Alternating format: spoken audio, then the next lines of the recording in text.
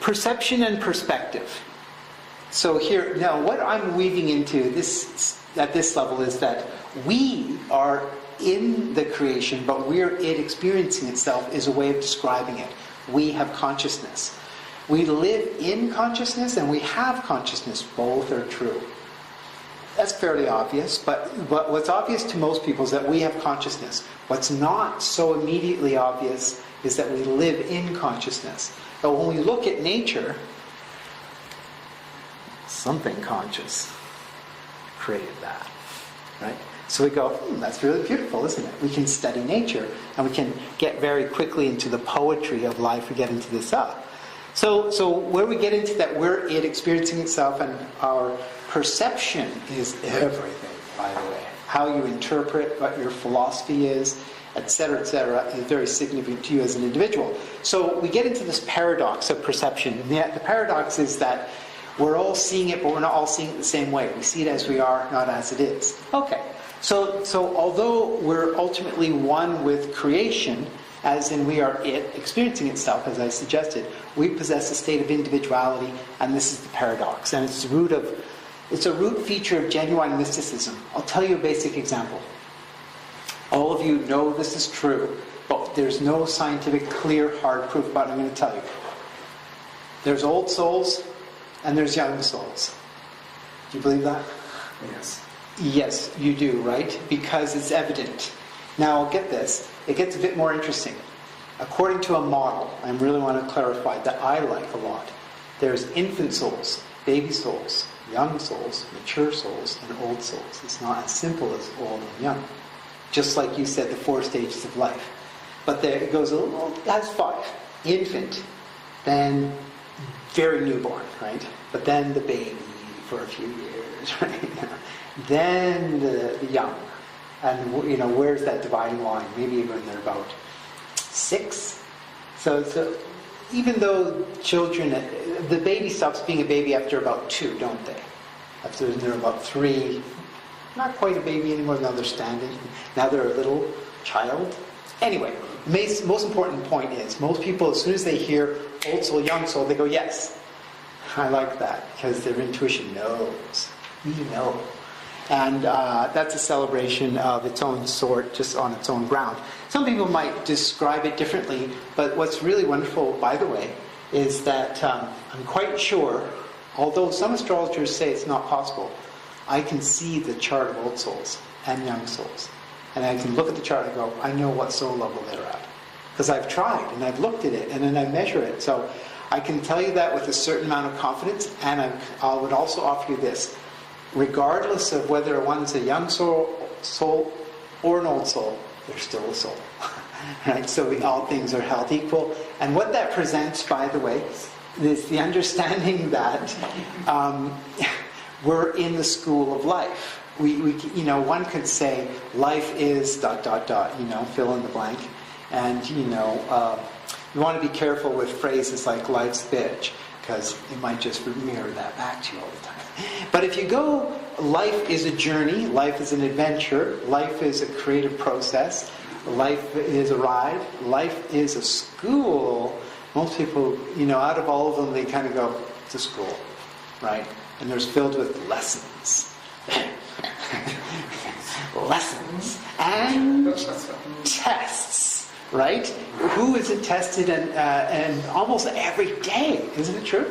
And we think, and people go, it's just life. I would agree. It's just the school of life. And the reason we say that is because we come back to the fact that as souls incarnate, we reincarnate is the idea.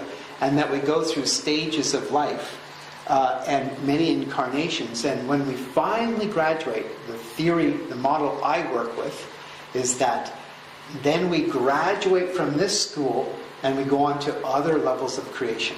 We continue to exist. It's a nice thought if you think about it, because you think, well, do we just keep coming back and back and back and back? And that kind of feels a little bit like, Or are we doing them all at once? All the schools? Yeah. That thought is there. There's lots of theories, and I'm not going to go into it too much, but I'm going to say this to you. I know, that's very clever. I'm going to keep it really simple and say there's different models, but mainly you're in consciousness here. So if there is another you having another consciousness over there, that's its business, isn't it? Kind of thing. There's been studies to say that sometimes the soul splits into two on the planet, and then you have like a twin soul somewhere.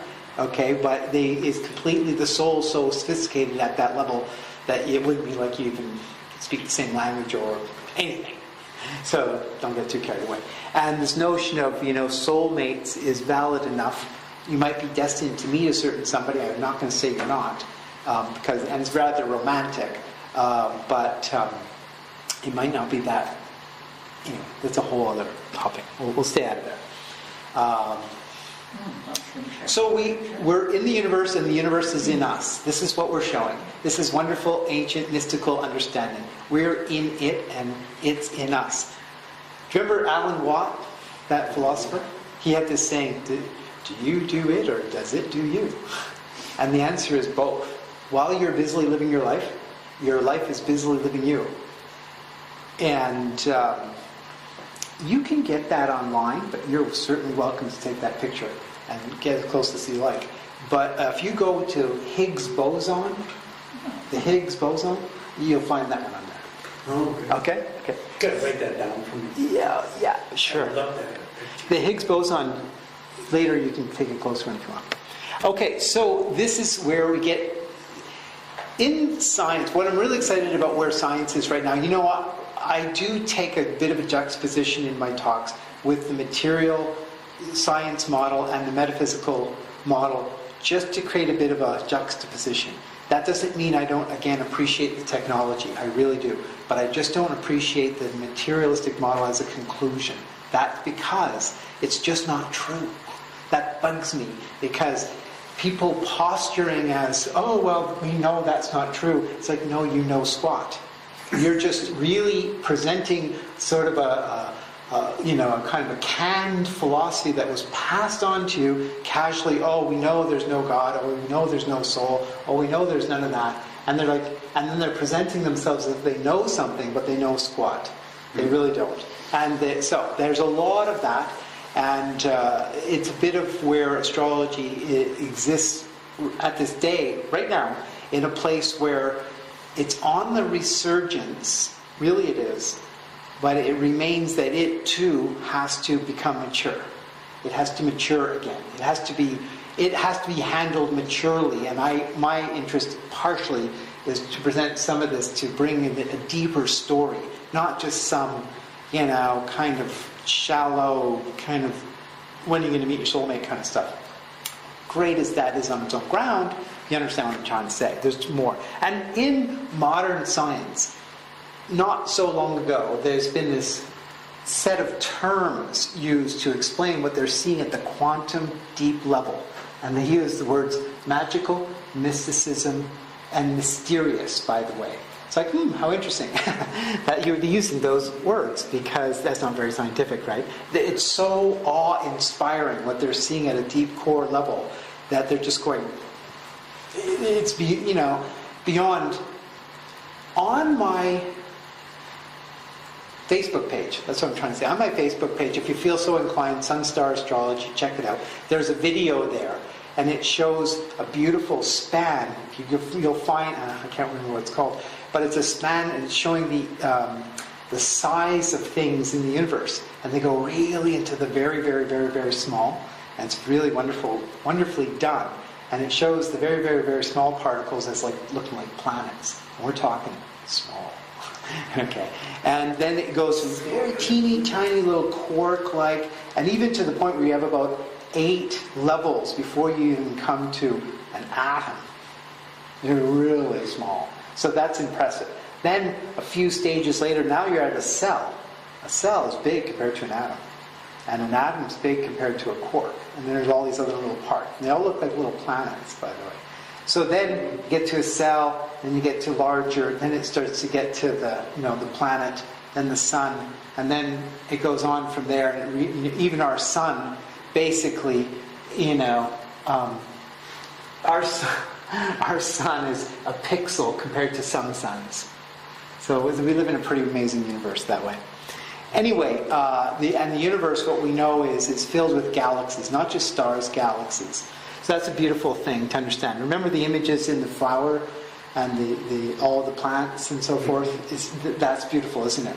It's a as above, so below principle, is that what we're seeing. So now let's just imagine we're entering the universe. Okay, so we're way out in space, and we can travel fast enough to be approaching the galaxy as a whole. There's our galaxy, let's just say.